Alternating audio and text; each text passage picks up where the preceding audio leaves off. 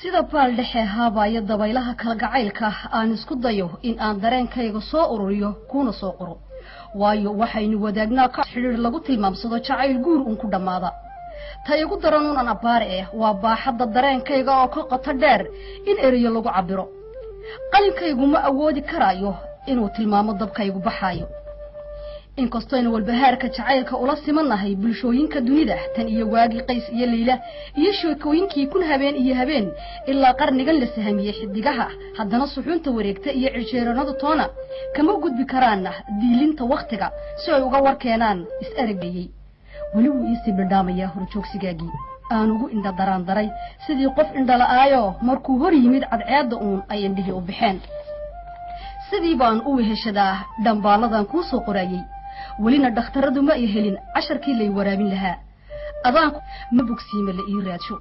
iyaga oo wali iga quusan bay dadkayagu yiraahdaan bilow ka bogsatay bukaankani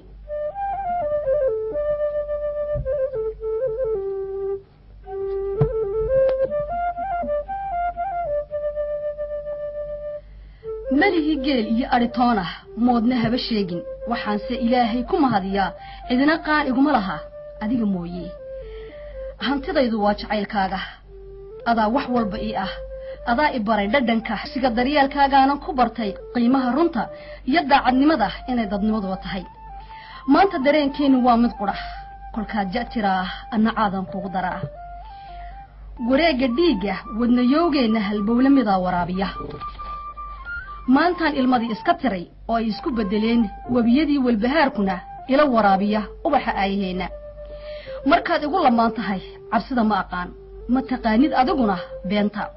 wax waliba waa sidiisii haddaan laga tegin malaha waa intii dumarnimo anaa ka culays badan waa sayga weydiinay xuska farxadda jacaylkeena maxaynu ugu wanqalaa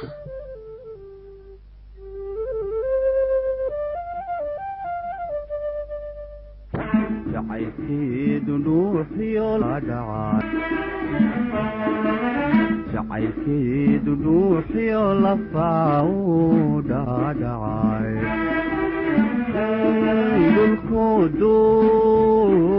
dhiriyo ubaax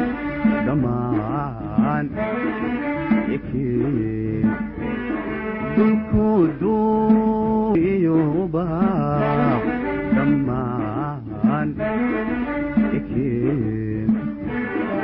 dhowristeeda oo qudha ayaan dhawr ku qadaya weli dhabaan mid kulamida kama dhalan adduunkee dhowristeeda oo qudha ayaan dhawr ku qadaya weli dhabaan mid kulamida kama dhalan adduunkee ana dhaawacigii kaydhidibkaastaan dhedhedheed ana dhaawacigii kaydhidibkaastaan